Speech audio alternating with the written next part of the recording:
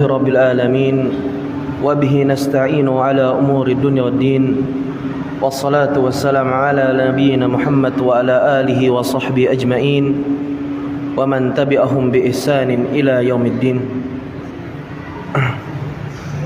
قال الله تعالى في القرآن الكريم: يا أيها الذين آمنوا اتقوا الله حق تقاته ولا تموتن إلا وأنتم مسلمون. اللهم إنا نسألك علما نافعا ورزقا طيبا وعملا متقبلا. اللهم إنا نعوذ بك من علم لا ينفع ومن قلب لا يخشى ومن نفس لا تشبع ومن دعوة لا يستجاب لها. اللهم أعنا على ذكرك وشكرك وحسن عبادتك. Ma'asyiral muslimin wal muslimat, ikhwani wa akhwati fillah yang dirahmati oleh Allah Subhanahu wa taala. Kita lanjutkan kajian kita, kajian Al-Arba'un An-Nawawiyah, yang mana kajian kita terhenti pada pembahasan yang baru, hadis ke-38. Qala al-muallif rahimahullah, bahasanya al-Imam An-Nawawi rahimahullah menukil hadis yang ke-38 ini dari seorang sahabat yang mulia, Abu Hurairah radhiyallahu anhu qala Rasulullah sallallahu alaihi wasallam, inna Allah ta'ala qala. Hadis ini adalah hadis qudsi jemaah. Yang berbicara adalah Rabbul Alamin, Allah Subhanahu wa ta'ala. Apa kata Allah? Man 'ada li waliyan faqad adantuhu bil harb. وما تقرب إلي عبدي بشيء أحب إلي مما افترضته عليه ولا يزال عبدي يتقرب إلي بالنوافل حتى أحبه فإذا أحببته كنت سمعه الذي يسمع به وبصره الذي يبصر به ويده التي يبتش بها ورجله التي يمشي بها ولئن سألني لأؤتينه ولئن استعاذني لأؤيذنه. Hadis ini hadis yang dikenal dengan hadis wali, hadis yang dikenal sebagai hadis wali yang sering kita dengar bersama.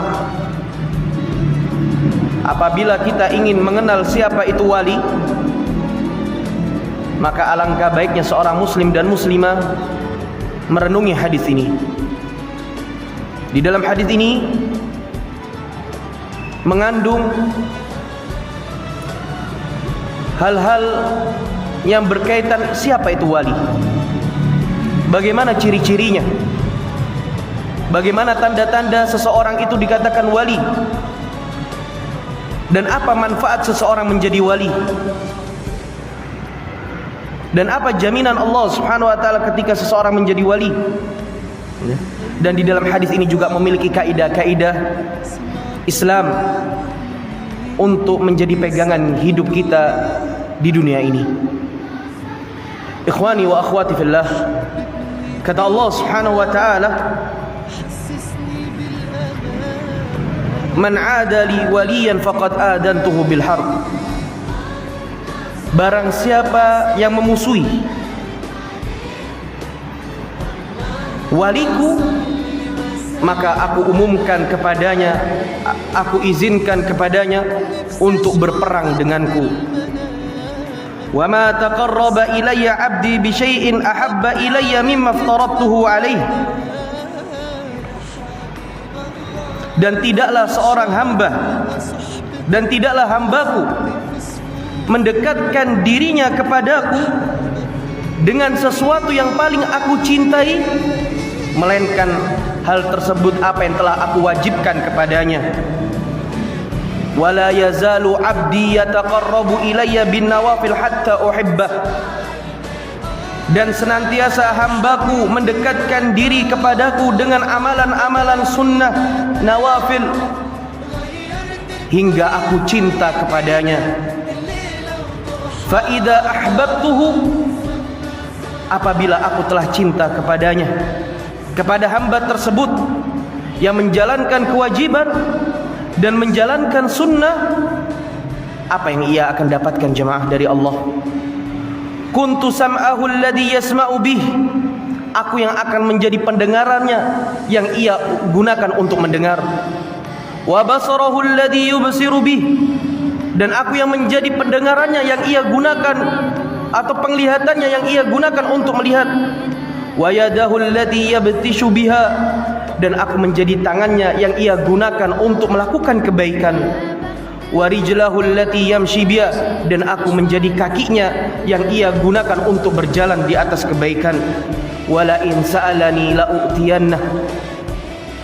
Jika ia meminta kepadaku, pasti aku akan memberinya. Wala in ista'adani la'uidannah. Jika ia minta perlindungan kepadaku, pasti aku akan melindunginya. Ma'asyiral muslimin, ikhwani wa akhwati fillah. Hadis ini hadis yang sangat agung jamaah. Hadis ini hadis yang kita butuhkan di zaman fitnah ini. Naam, di zaman fitnah ini telah shadaqar Rasul sallallahu alaihi wasallam, telah benar kata Rasulullah sallallahu alaihi wasallam di dalam hadis yang sahih, bahwasannya Allah tidak akan mencabut sebuah ilmu kecuali Allah Subhanahu wa taala mencabut orang-orang yang alim, ulama, dengan Allah wafatkan mereka. Sampai di dunia ini wala yabqa aliman, sampai tidak tersisa orang-orang yang alim, rabbani. Kemudian apa yang terjadi apabila tidak tersisa orang-orang yang alim, rabbani? Mereka akan mengambil ru'usal juhala. Mereka akan mengambil orang-orang yang jahil dalam urusan agama. Ya, fasa'alu, dan mereka akan bertanya, fa'aftau bi ghairi ilmin. Dan orang-orang tersebut akan berfatwa tanpa ilmu. Ya, fadallu wa adall. Mereka akan sesat dan menyesatkan. Inilah zamannya fitnah jamaah. Ilmu semakin sedikit, kejahilan semakin menyebar, tidak bisa dibendung. Bahkan urusan wali, sebagian kaum muslimin tidak bisa membedakan mana yang benar-benar wali dan mana yang karbitan, yang ia bukan sejatinya seorang wali. Mana yang wali Allah dan mana yang wali syaitan. Karena subhanallah jemaah, Allah dan Rasulnya dalam hal yang penting itu sudah menjelaskan. Bahkan hal yang kecil pun sudah dijelaskan. Apalagi dalam urusan wali, ini adalah perkara yang sangat sakral. Ya, perkara yang sangat sakral. Karena seorang wali itu kedudukan yang paling tinggi. Seorang wali adalah kedudukan yang paling tinggi jamaah yang dirahmati Allah. Nah, kemudian di antara bukti kita butuhnya dengan pembahasan ini jamaah yang dirahmati Allah, sebagian kaum muslimin menjadikan orang-orang sebagai wali tidak bersumber dari Al-Quran dan Sunnah atau pemahaman para salaf. Mereka menjadikan wali menurut isu-isu kebanyakan orang. Dengan barometer mereka menjadikan wali seperti orang gila bisa jadi wali, karena sudah tingkatnya ma'rifat.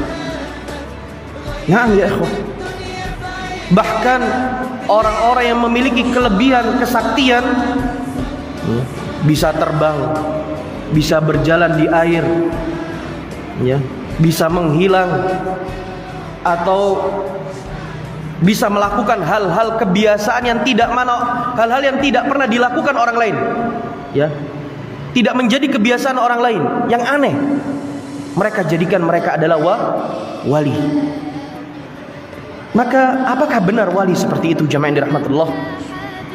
Maka pembahasan kita adalah pembahasan apa yang dikatakan oleh Allah dan Rasulnya dan di atas pemahaman para sahabat.